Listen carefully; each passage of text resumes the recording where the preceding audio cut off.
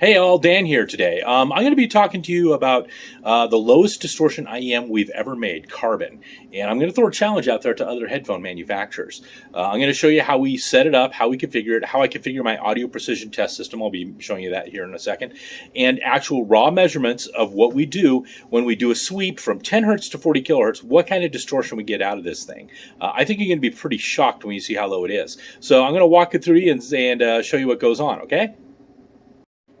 Okay, so here we are calibrating our unit. As you can see, we're generating about 94 dB SPL, which is good because it's this coupler right here. And here's my little calibrator on it. I'll pull it off and you'll hear that.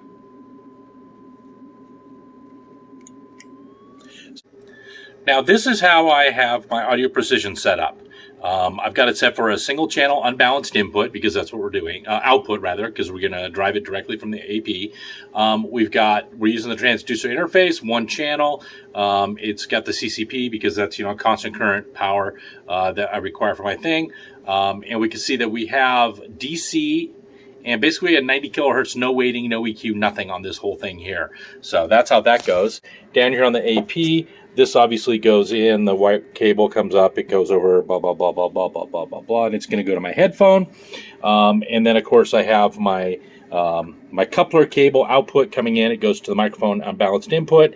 That output comes here, it goes to the input there. So everything's wired up so I can measure one channel with my coupler all through the AudioPrecision system, and it's calibrated 94 dB SPL. We know what that generates in terms of voltage out, so we're going to see what happens.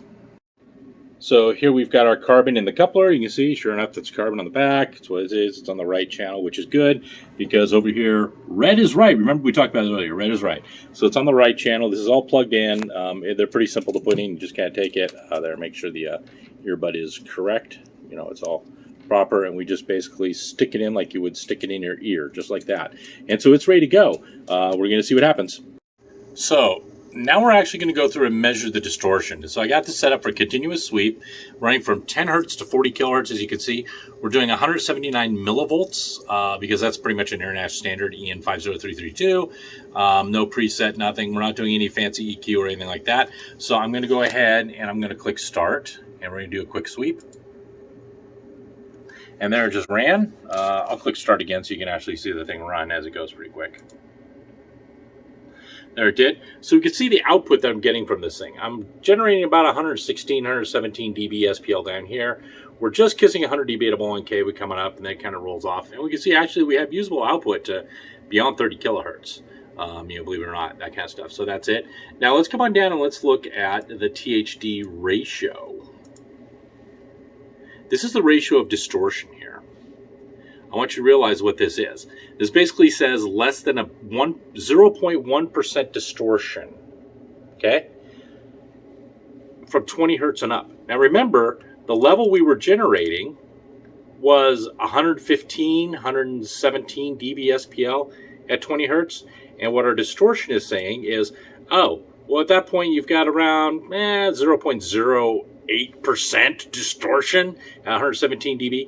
It's basically no distortion all the way up. And remember, this is run wide out. There is no scaling here. There's nothing going on in terms of weighting or anything like that. This is just raw measurements of distortion. Full bandwidth, DC to 90 kilohertz, taking all the harmonics we can within that bandwidth. Massive, massive, massive levels of output, 100 plus dB SPL, everything. And it's basically less than 0.1% over pretty much the entire audio band. I don't know if there's another IEM or headphone on the face of the earth that could do that low of distortion. If there is, I don't know of it. And just to show you that I didn't jury rig it and just work for just one measurement. So here you can see down here the list of the actual measurements that we took. You can see we took a total of 20 measurements on this unit. As I scroll up and down, so there's 20 measurements that were just taken sequentially. You can see the frequency response is pretty darn consistent. So that tells me the measurement gear is right on spec because there's less than a dB variation on the measurement gear. So the measurement gear is doing exactly what it's supposed to. It's not a fluke of the measurement gear. It's doing it over and over and over, right?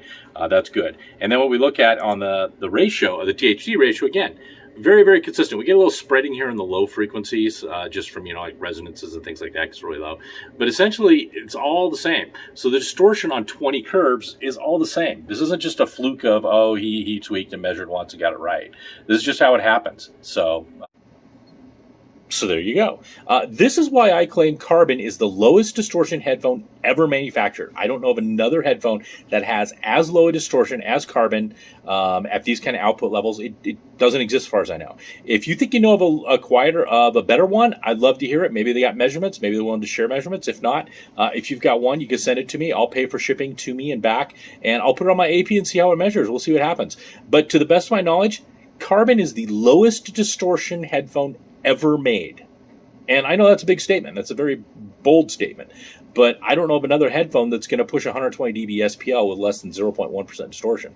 That just doesn't exist out there as far as I know. So there you go. I hope this is entertaining. And if you actually ever want to listen to exactly how your music sounds and not a bunch of other crap added onto it, a bunch of distortions and stuff like that, Carbon's your option. There's really no other option. There's no other headphone that's quite as this. Periodic Audio Carbon, check it out. It's the quietest, lowest distortion headphone ever manufactured. Periodic Audio Carbon, $299. Have a good one. We'll see you.